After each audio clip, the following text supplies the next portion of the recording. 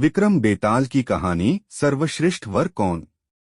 बेताल 25वीं नववीं कहानी।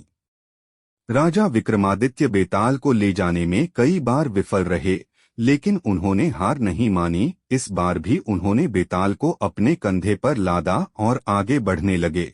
हर बार की तरह इस बार भी बेताल ने राजा को नई कहानी सुनाई। जानिए क्या थी वो कहानी और राजा ने कहानी से जुड़े बेताल के सवाल का क्या जवाब दिया। एक बार की बात है, उज्जैन शहर में एक राजा राज करता था। उसका नाम वीरदेव और रानी का नाम पद्मा था। उन दोनों की एक बेटी थी रूपमती। एक बार रूपमती अपनी सहेलियों और मंत्रियों के साथ राज्य में घूमने निकली। घूमने के साथ साथ वह अपनी प्रजा को कुछ भेंट भी दे रही थी। इतने में एक व्यक्ति ने राजकुमारी को एक खूबसूरत साड़ी भेंट में दी। राजकुमारी उस साड़ी को देखकर बहुत खुश हुई। उसने उस व्यक्ति से पूछा, आपने यह साड़ी कहाँ से खरीदी? यह साड़ी बहुत सुंदर है। इतने में राजकुमारी के मंत्री ने कहा, यह साड़ी इन्होंने खुद बनाई है। यह बहुत बड़े कलाकार हैं। मंत्री की बात सुनकर राजकुमारी आश्चर्यचकित हो गई। राजकुमारी ने उस व्यक्ति द्वारा बुनी गई दूसरी साड़ियों और कपड़ों को देखने की इच्छा जताई। वह व्यक्ति बहुत खुश हुआ और राजकुमारी को अपने घर चलने के लिए आमंत्रित किया। राजकुमारी ने निमंत्रण स्वीकार किया और उसके घर जाकर कई वस्त्र देखे। वह बहुत खुश हुई और बोली, मन कर रहा है यहीं रुक जाऊं और आपसे यह कारीगरी सीखूं। इतना कहने के बाद राजकुमारी अपनी यात्रा पूरी करने के लिए फिर निकल पड़ी। राजकुमारी थोड़ी आगे बढ़ी ही थी कि आगे से एक व्यक्ति आया और उसने राजकुमारी और उनकी सहेलियों को कहा कि आगे पेड़ के नीचे शेर है। राजकुमारी ने चौंककर उस व्यक्ति से पूछा, आपको कैसे पता चला? आपने देखा है क्या? उस व्यक्ति ने कहा, नहीं राजकुमारी, मुझे मेरे पक्षी दोस्त ने जानकारी दी है। राजकुमारी फिर चौंकी। उन्होंने पूछा, क्या आप पक्षियों से बातें करते हैं? तो उस व्यक्ति ने जवाब दिया कि उसे पक्षियों, जानवरों और पानी में रहने वाले जीवों की भाषा आती है। राजकुमारी यह सुनकर काफी खुश हुई और चिड़ियों और जानवरों की भाषा सीखने की इच्छा जताकर उन्हें महल आने के लिए आमंत्रित किया। उस व्यक्ति ने कहा, ये पक्षियां और जानवर ही उनका परिवार है, वो महल कैसे आ सकते हैं? तो राजकुमारी ने उसकी बात का मान रखते हुए कहा, कभी भविष्य में मौका मिला तो वह खुद उनके पास यह भाषा सीखने आएगी। इतना कहकर वह आगे बढ़ गईं। यात्रा लंबी थी। यात्रा करते करते राजकुमारी की तबीयत खराब होने लगी।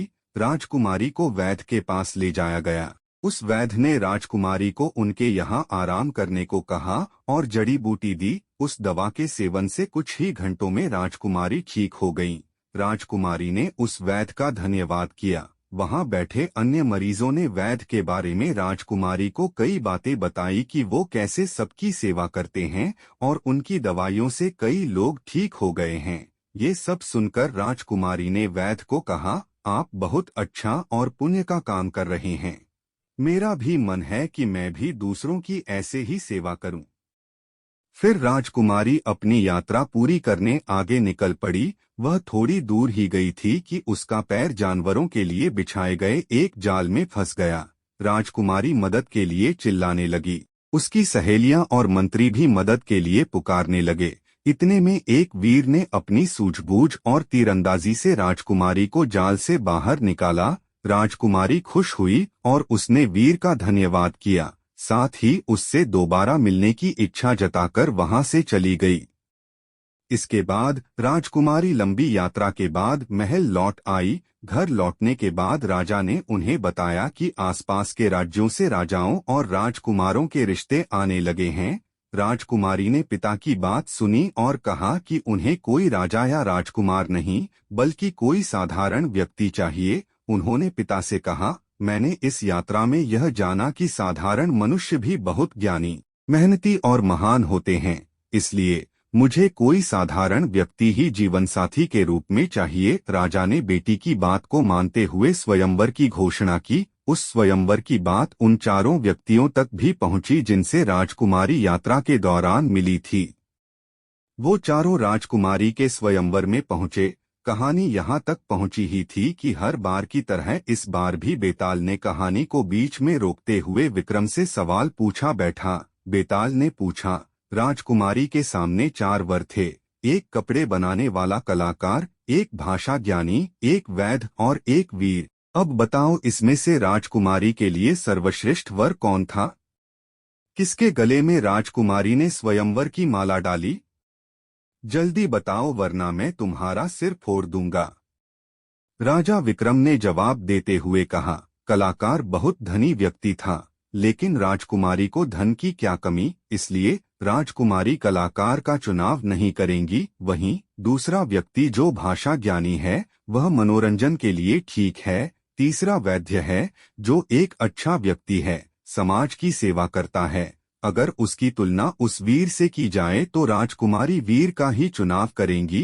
राजा का कोई बेटा नहीं है, इसलिए वीर दामाद ही राज्य की रक्षा कर सकता है, इसलिए राजकुमारी का सर्वश्रेष्ठ वर वो वीर व्यक्ति ही है।